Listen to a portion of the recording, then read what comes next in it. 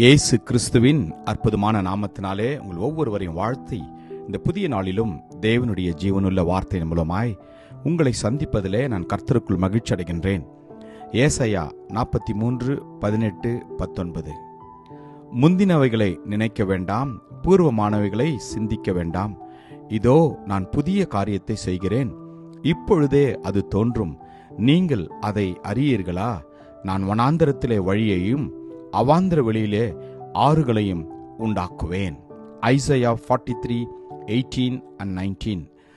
Do not remember the former things, nor consider the things of old.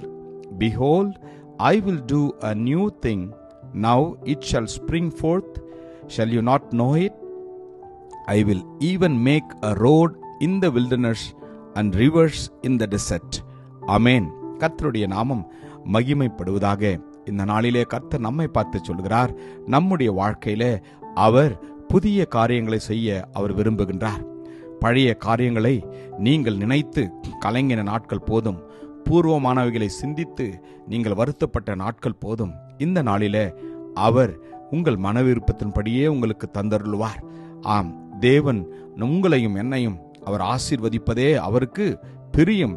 ஆனால் நீங்களும் நானும் அவருடைய வார்த்தையின்படி நடக்க நம்ம அர்ப்பணிக்க வேண்டும். தேவனுடைய வார்த்தையின்படி வாழ நம்மை ஒப்புக் கொடுக்க வேண்டும். நம்முடைய பழைய வாழ்க்கையை எல்லாவற்றையும் விட்டு அவர் விரும்புகிற பிரகாரமாய் நம்முடைய வாழ்க்கையை நாம் மாற்றிக்கொள்ள வேண்டும். ஆவியானவர் உங்களையும் என்னையும் நிச்சயமாய் அதற்கு அவர் உதவி செய்வார். நம்முடைய வாழ்க்கையை அவருடைய பாதத்தில் அவருடைய கரத்தில் ஒப்புக் கொடுக்கின்ற போது அவர் உங்களை புதிய வழியிலே, நீதியின் வழியிலே அவர் நடத்துவார். மாத்திரமல்ல, நாம் நினைப்பதற்கும் வேண்டுவதற்கும் அதிகமான காரியங்களை அவர் நிச்சயமாய் செய்வார். ஒருவன் கிறிஸ்துவுக்குள் இருந்தால் புதிய சிருஷ்டியாய் இருக்கிறான், பழையவைகள் ஒழிந்து போயின, எல்லாம் புதிதாயின என்று.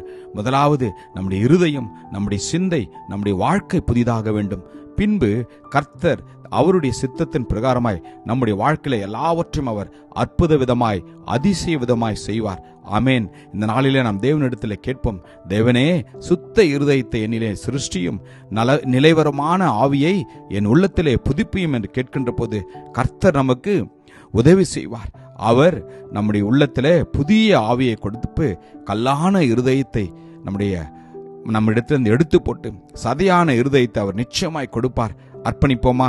கிருபையும் இரக்கமும் நிறைந்த நல்ல தகப்பனே, இந்த நல்ல நாளுக்காக உமக்கு நன்றி அப்பா. இந்த ஓய்வு நாளிலே எங்களை நாங்கள் அர்ப்பணிக்கிறோம் அப்பா.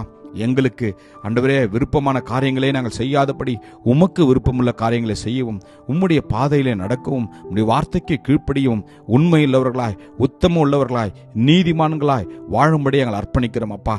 ஆமாண்டவரே, எங்கள் உள்ளத்திலே நீர் புதிதான ஆவியை ஊற்றும்படியே நாங்கள் வேண்டுகிறோம் அப்பா. மெய்யான நீதியிலும் பரிசுத்தத்திலும் அப்பா, தேவனுடைய சாயலாக சிருஷ்டிக்கப்பட்ட நாங்கள் உம்மை போல வாழ எங்கள் அர்ப்பணிக்கிறோம். உதவி செய்யும், ஒவ்வொருவரையும் ஆசீர்வதியும். இயேசுவின் நாமத்திலே ஜெபிக்கிறோம் ஜீவனுள்ள நல்ல தகப்பனே. ஆமேன். God bless you. Jesus loves you. Amen.